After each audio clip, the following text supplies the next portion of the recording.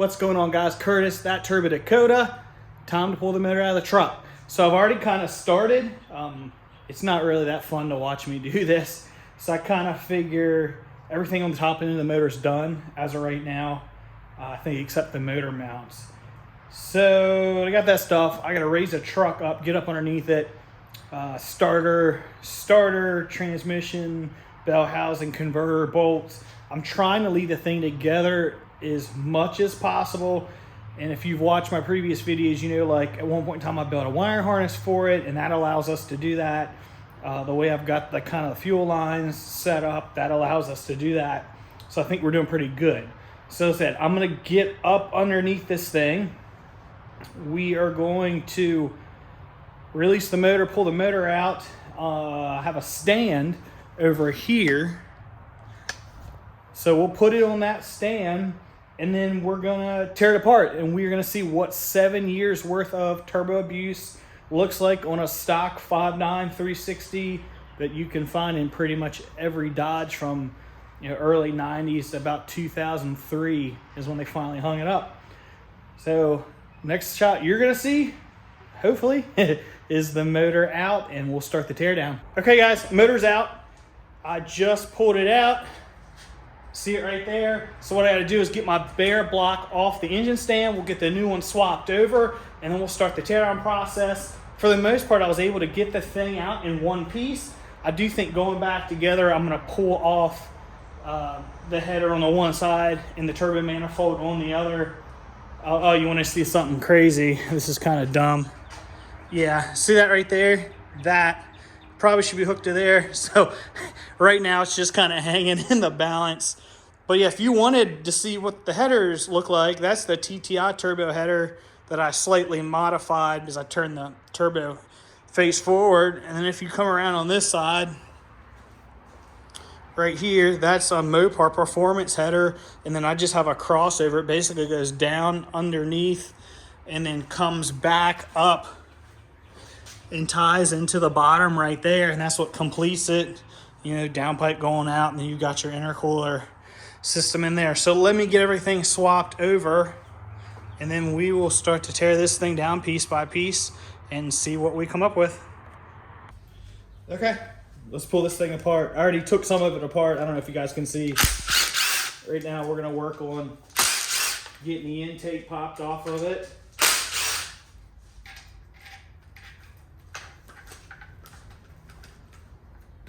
This out here. I gotta get a 13 wrench.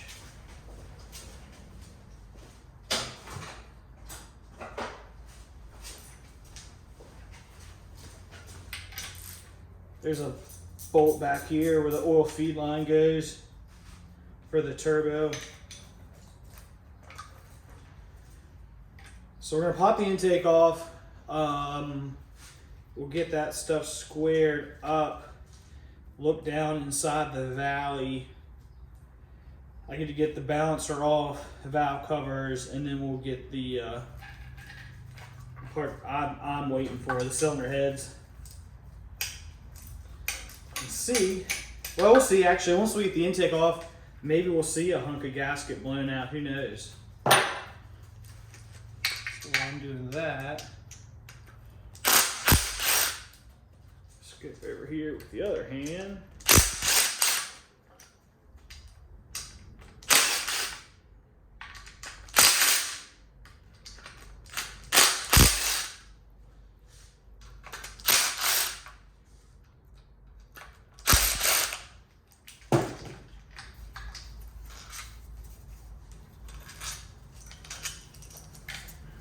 All right, we'll use intake bolts out. Off to the side. Got the two last ones, and we'll go ahead and break it free. Okay, all that. Let me get a screwdriver real quick.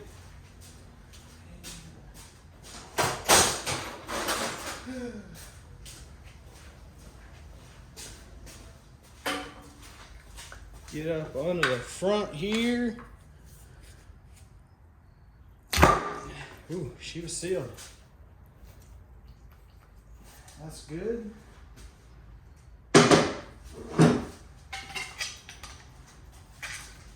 Two intake bolts. Just glued on there pretty good, fellas. I'm actually gonna take this little feed line off too real quick, because it's in the way. If you're going turbo, you can actually put a feed line on the back here where your oil pressure sender is.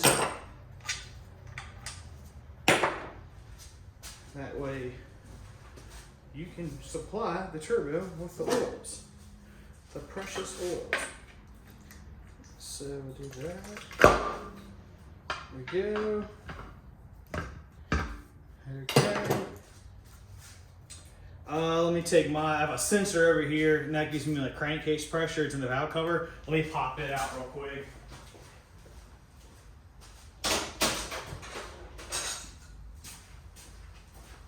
It's a big wrench. This sensor, I'm taking it, I don't know if you guys can see it on camera, back here on the passenger side of the rear valve cover. It's a pressure sensor. And that's how that was one of the ways I knew we had a engine mishap, if that's what you want to call it. Because typically we don't really have any crankcase pressure. And we went from not having any to having it. That was just one of the giveaways. Okay. We got to unhook a connector. That's for the oil pressure and temperature. So I'm going to move the intake off to the side here. That was nice about making the thing modular. Okay, so I will take you guys off the stand. I don't see anything. Let's get a light. Okay, so what I'm looking for is down there where the head gasket is to see if there's a piece chunked out. If you guys can see that. Which I don't see anything obvious on that side.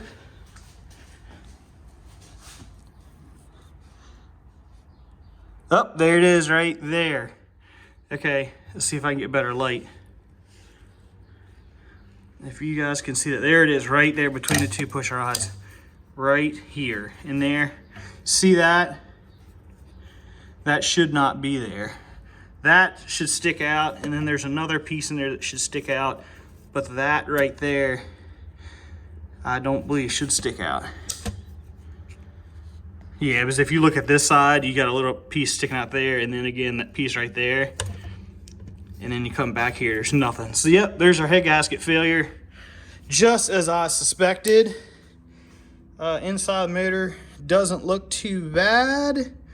See a little bit of moisture. I'll be curious to see what the cam bearings look like too. I believe these are some kind of aftermarket lifter, if I remember right. Not that it really matters, it's still hydraulic.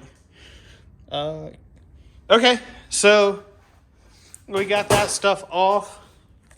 So let me pop the valve covers off real quick and get some of the valve train off, and I'll turn the camera back on, as everybody knows how to take valve covers off. But yeah, just hold tight. Okay, valve covers are off. Roller rocker. So these are actually a PRW roller rocker. I think I got them from Hughes, but then that's just an Edelbrock guide plate. They're for a small block Chevrolet. They're 1:65 ratio, and you see stamped on the top, and you guys can't see it, but stamped on the top it says 350. So nothing special there.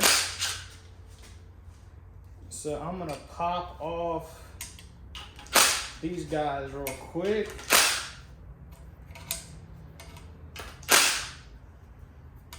But all of them look pretty good. I think I'm gonna pull the push rods out. Is what I'm gonna do. And then I'm gonna stick the rockers back on.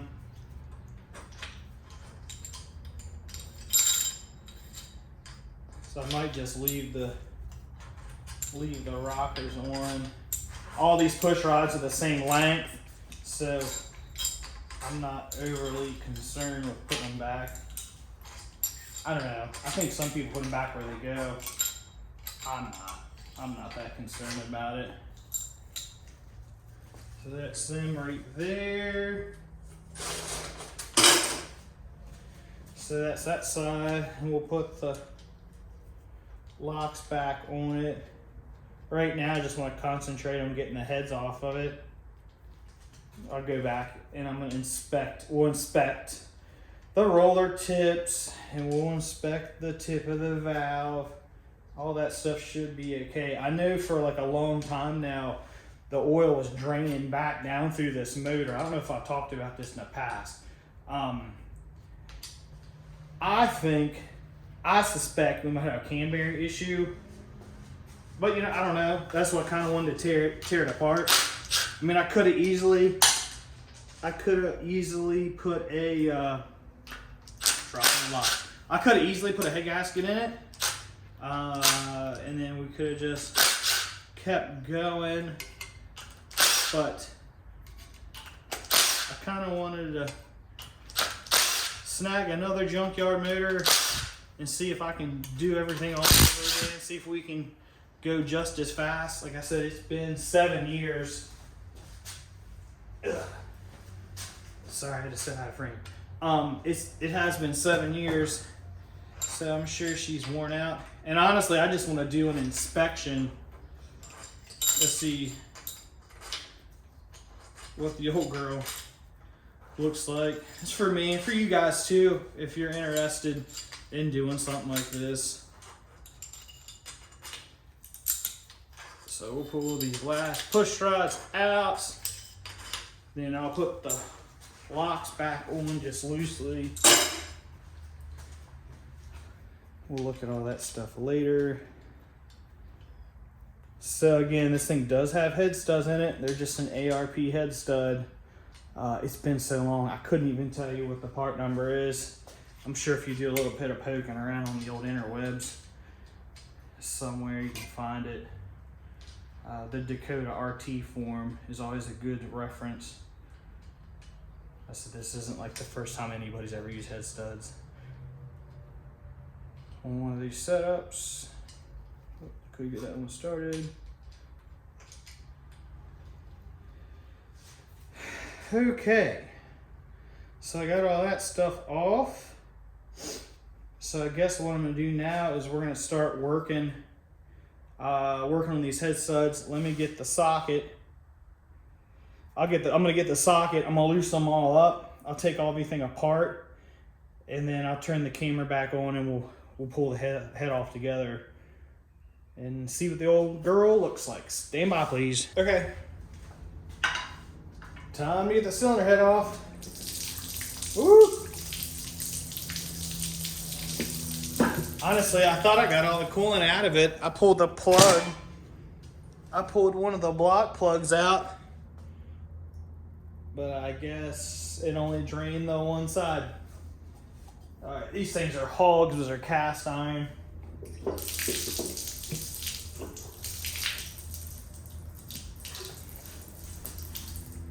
As I continue to make a mess.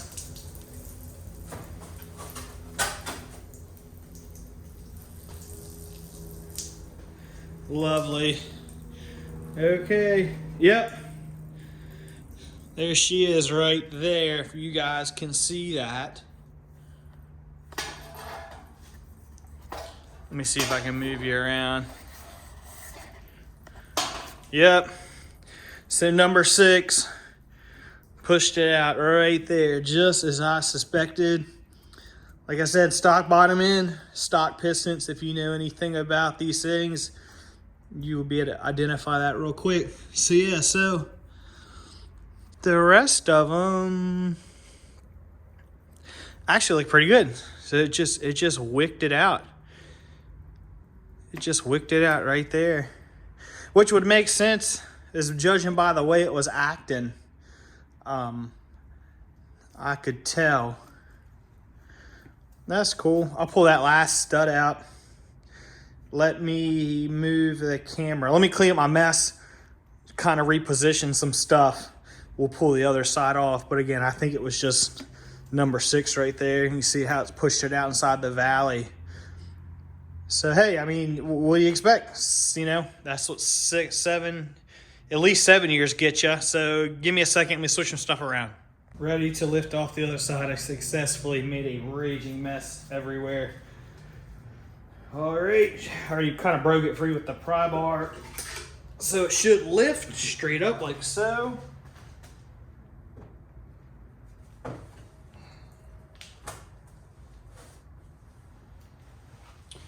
And this one is still good. Wow, so it was just number 6. So I'll move you guys around real quick so you can see. So just number 6. This is the driver's side. So this is 1, 3, 5, and 7. Everything looks really good. They didn't even move. So safe to say, they said, I think it wasn't a tune-up thing. It was just strictly boost pressure. It just couldn't handle the, because you can see where on the gear change on the log, on the gear change, it was the boost was going down like maybe like 1 PSI. And some of that's probably a back pressure thing. But you can see on the gear change from 2nd to 3rd, when it's really loaded, that's when it spit that one section out. But none of these look like they moved. They actually look really, really good. That one might have moved. You know, that one actually, I think that one moved a little bit. This one right here, I know it's kind of hard to tell. It looks like the gap right here, it did. I think this one moved. So that's number 7. So you can see, like, that's hard to tell. There's less of a gap here between the gasket, the ring, and the cylinder, and there's more of a gap. It's kind of hard to tell by camera. So it might have been starting to pucker that one out just a little bit. All in all, I think for 7 years worth of abuse, let's grab this light right here. 7 years worth of abuse. The pistons look good. Cylinder walls, you can actually still see some of the cross hatching in the cylinder walls, which is fine. The pistons aren't, the top edge of the pistons aren't all chewed up, which that's normally a sign of detonation. Yeah, looks really, really well. Very, very nice. Okay, so what that means from here. So I think from here, I'm going to continue to tear the thing down. We're going to get the balancer off, front cover off, and we're going to tear it down. I'm going to tear it down to nothing. I want to see why the oil was draining back down through the bottom of it. So I suspect somewhere we're going to find some bearing wear. But yeah, so far so good. Like I said, these things are stronger than you think they are. You know, don't be afraid. You know, at one point in time, these gaskets that I'm using, it's a Felpro 1008. At one point in time, these guys sweared up and down, oh, they'll only put up with 10 pounds, you know, don't run them over 10 pounds of boost pressure, da da da, blah, blah, blah, blah. Well, we kind of blew that one out of the water. So this one failed at about 17, a peak of 17. So yeah, so let me do this. Let me continue to tear this thing down. I'll turn the camera back around as we're getting into the bottom end, as we start pulling caps off and checking bearings and stuff, because I'm really curious to see, you know, why the oil wasn't being held up in the block and kept draining down, because the thing would just make a bunch of lifter noise every time you started it. So let me reset some stuff up. I'll be right back. Okay, pull the pan off. Nothing really suspicious so far, which I didn't think so. It's got a little bit of crud on it. You know, that's from me having it apart. I think when I initially, you see the oil is a little bit thick, but nothing crazy. I think E85, there's a good chance E85 might do that. I'm not sure. I haven't run it before. One thing I will point out, look how loose that timing chain is. And I know I was having issues with that dual sync distributor and the RPM trace it puts up. And because the cam and the crank are both built into that, I wonder if that was causing it to jump around a little bit. Because I'll show you like that. Sorry, get my fingers that way. That timing chain being like that allows this cam to move. So that's a lot. Like that's a lot of movement. So that might have been some of the problem right there. I mean, you know, dual syncs, apparently they put up a little bit of a weird RPM trace to begin with, but obviously that wasn't helping at all. But yeah, I'm going to probably get ready to slide this camshaft out. I'm going to flip the motor back over. I was kind of letting it bleed out. Flipping it back over, we'll pull the lifters out.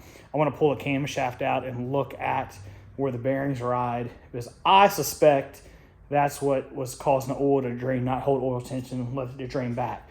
So give me a second, I'll flip the thing back over. Okay, pulled the lifters and everything out. They look fine. All the roller tips look good. Getting ready to pull the cam out. Let me grab this guy right here. This is where I suspect that we have some issues.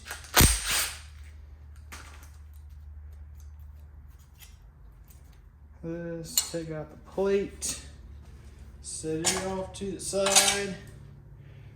We will use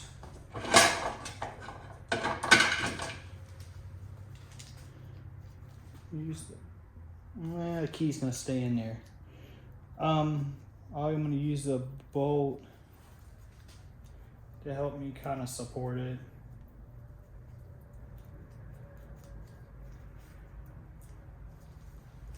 I get the junk to start in there straight. Old Loctite. I must have Loctite that sucker in. Okay.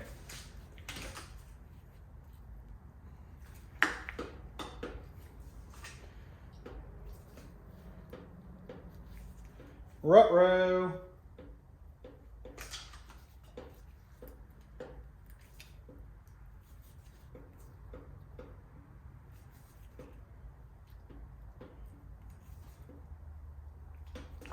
Oh, there it goes. Didn't want to try not to force it because, sorry guys, we might end up reusing it. All right. First journal looks good.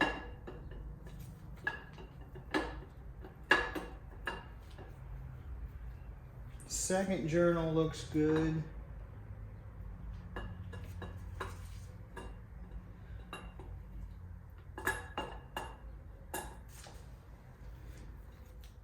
That one looks good.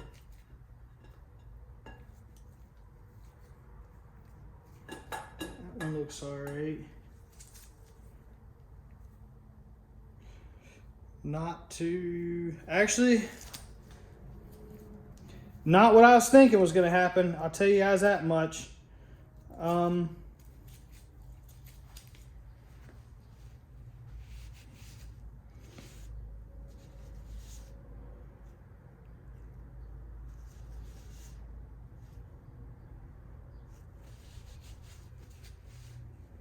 Well, actually, all that stuff looks very good.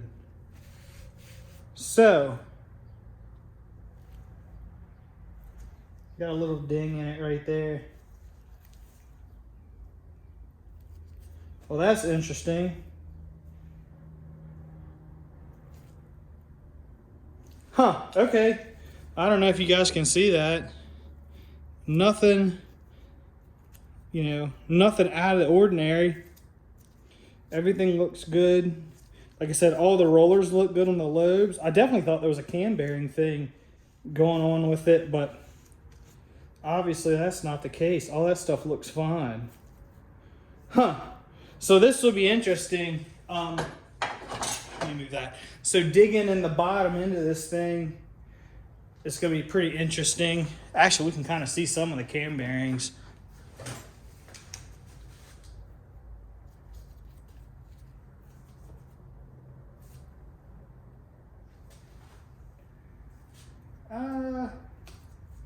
Well, I'll take that back.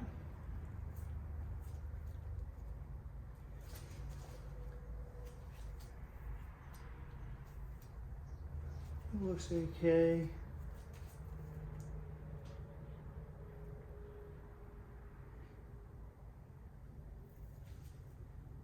You know, guys, yeah, maybe that was from just dragging it through. This one right here, so the fourth one in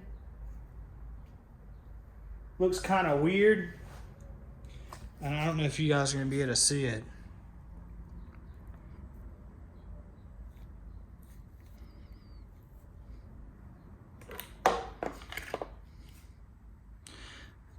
If you look down in there, I don't see if you guys can see it. Hold on. Kinda. There you go. You kind of see it. I don't know what that's about. So that would have been this one right here.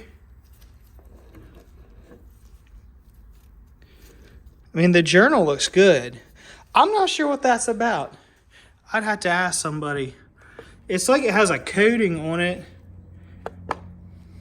that's like split apart. I don't know. I'm not sure. I don't know what that means. It's definitely rough. Like something's going on there. That's probably the reason why the thing wasn't holding oil tension real well. Like I said, if you let it sit for any period of time, it would just rattle, make a bunch of noise like it was been sitting for its entire life. And I suspect it was in the top end. It was like a lifter noise. And I suspect that's why. I don't know if trash went through it. That's interesting. It's like all brittle and cracked up. Huh, that's funny. Okay, well, we're going to keep going. I'll have to look into that later. But we're going to keep going. I'm going to get this thing flipped around. And I want to pull a couple pistons out of it and see about the ring tension. We're going to see if there's ring tension, because that would indicate the thing saw a lot of heat. But the pistons themselves look great. I don't see any broken ring lands or anything like that, which we didn't suspect because, if you go through my videos, at one point we did a compression check not too long ago. I mean, it might have been a long time ago, but as far as like mileage and passes and stuff, it wasn't that long ago. Let me get this thing flipped over and we're going to start pulling apart the bottom. All right, guys, we're down to the last part of this. It's been a couple days in between the two last shots. Last part of this, let's check the bearings. Let's pull the mains off. I think we'll pull all the pistons out and we'll look at the bearings, and then we will come to a conclusion. So I'm going to start loosening up the nuts.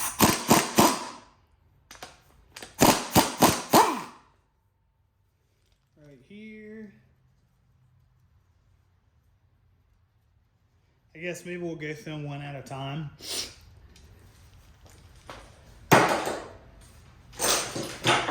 Okay. There we go. So, see some cross hatching there.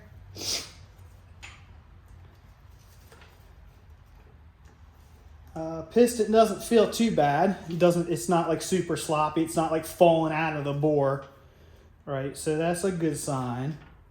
Again, I think what's to be about 7 years. I believe this is number 1 that we're getting ready to pull.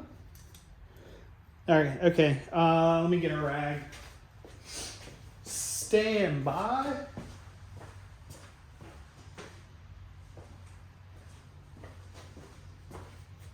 Okay, so I think this is number 1. I'm gonna turn it around. That right there doesn't look too bad. It could possibly look like some trash went through it, but all in all, nothing really on the fingernail. It feels really smooth. So it's not too bad. It's not hateful. Again, you got to remember what we're dealing with. As far as the way, flip it over. Might have got a little bit hot.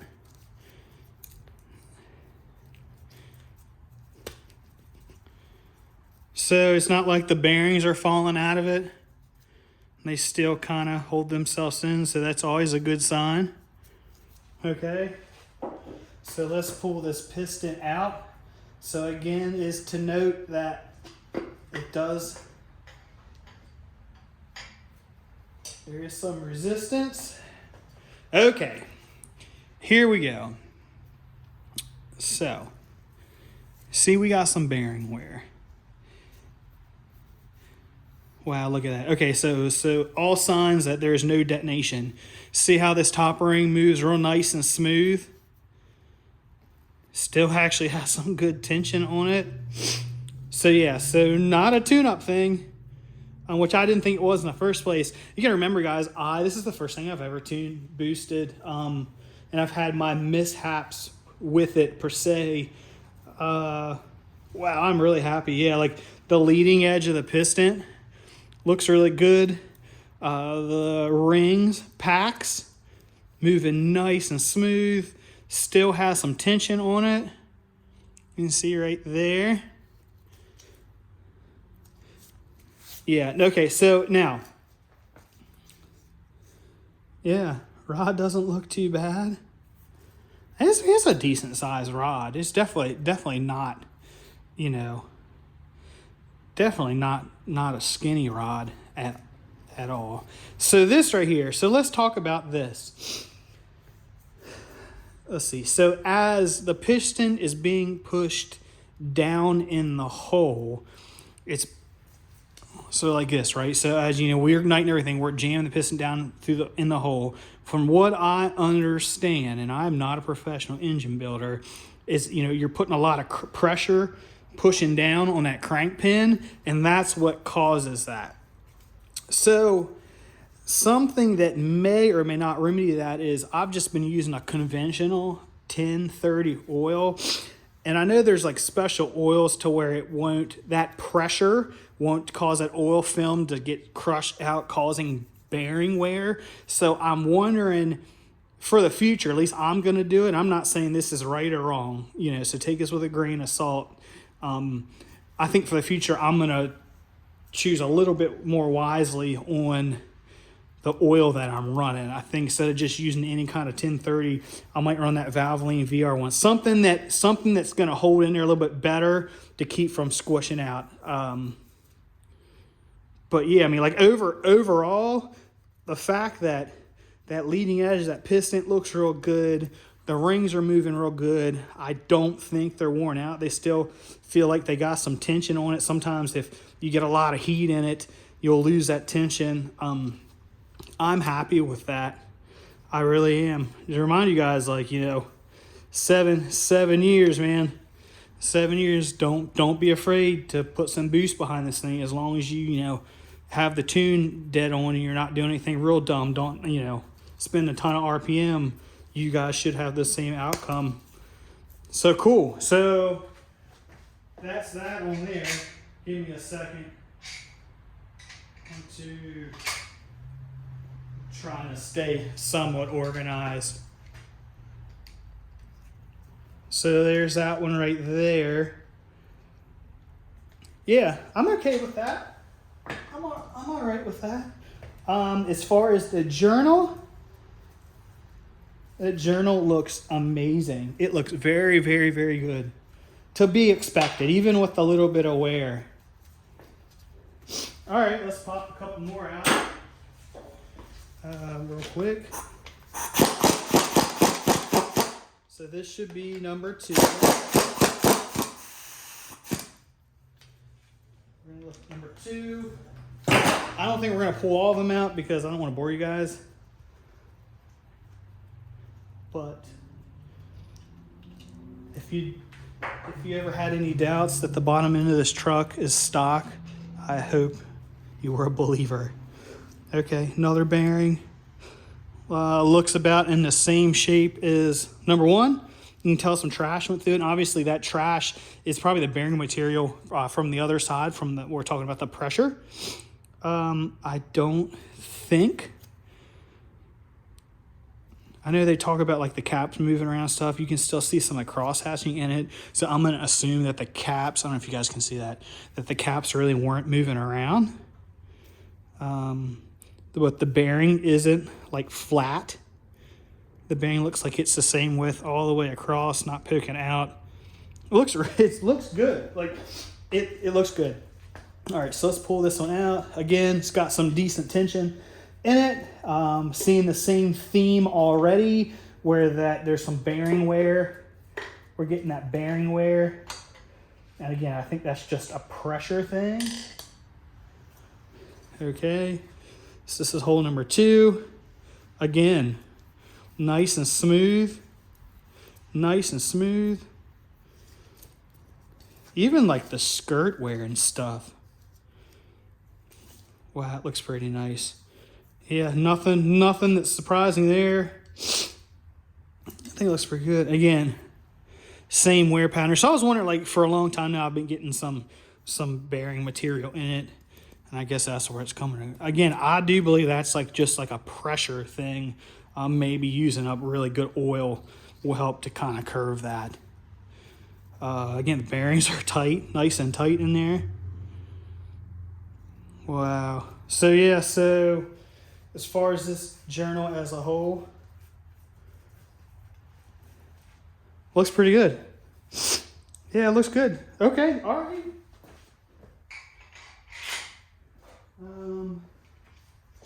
That's number 2. Got number 2 out. Let's pop a main cap. Let's pop the main cap off.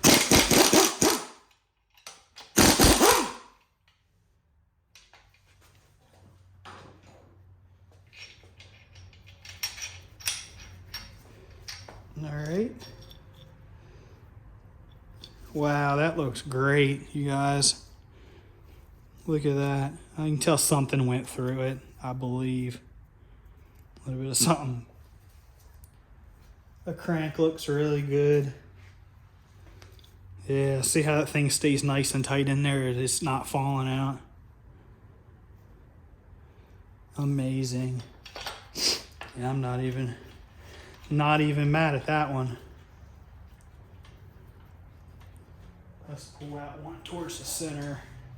And I know at one point in time, I checked the thrust in the motor because I think when trans brake with the converter and stuff can put a lot of pressure on it. Yeah, nice and tight. Okay, so here's your thrust. Looks pretty good.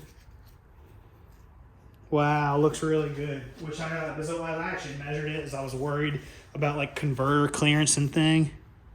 I mean, you got some wear on it, baby, nothing that would concern me, because you figure it goes like this. So you figure that converter and the pump pressure and stuff, especially on the transbrake, is pushing everything this way, which will create like one side of your thrust on your bearing to wear before the other.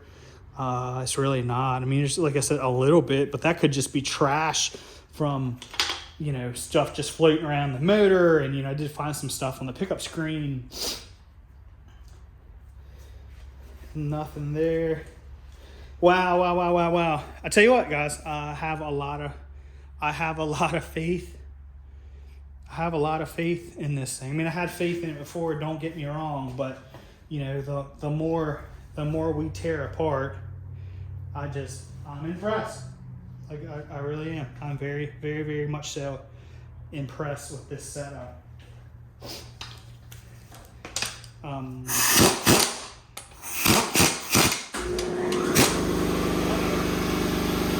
Hold on. Okay, final thoughts. We're gonna wrap this one up here. Pull the crank out. Look at the bearings, you guys. I mean, a little bit of trash has went through it.